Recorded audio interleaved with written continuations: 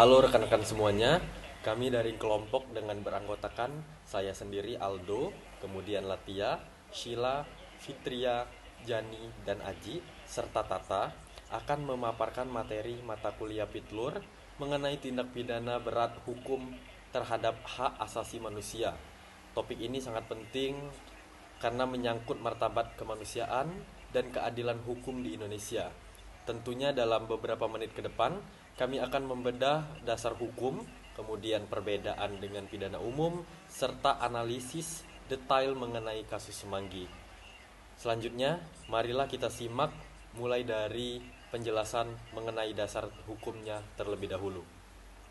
Selanjutnya, masuk ke dalam tahap dasar hukum, yang dimana secara yuridis Indonesia mengatur pelanggaran HAM berat dalam Undang-Undang Nomor 26 Tahun 2000 tentang Pengadilan HAM.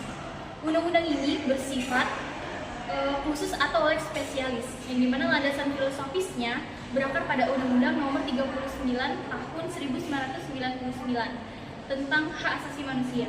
Penting untuk dicatat bahwa hukum kita mengadopsi standar internasional dari Statuta Roma, terutama dalam pendefinisian kejahatan kemanusiaan dan genosida agar pelaku bisa diadili meski kasusnya terjadi di masa lalu.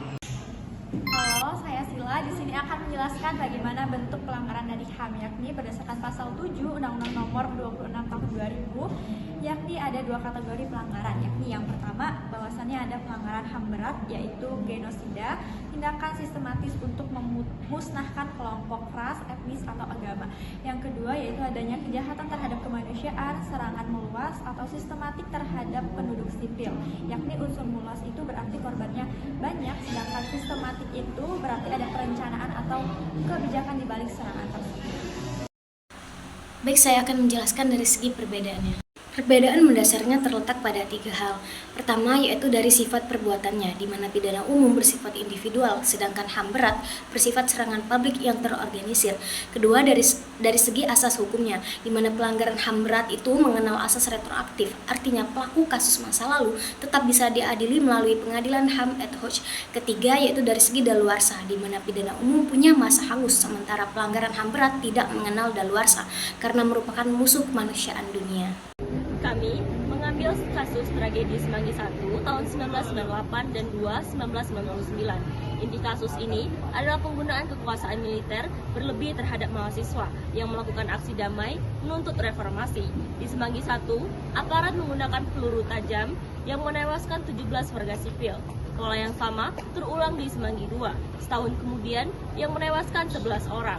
Data menunjukkan adanya kesamaan modus operandi, lokasi, target yang membuktikan bahwa ini bukan sekedar oknum yang lepas kendali, melainkan serangan terencana terhadap demonstran sipil.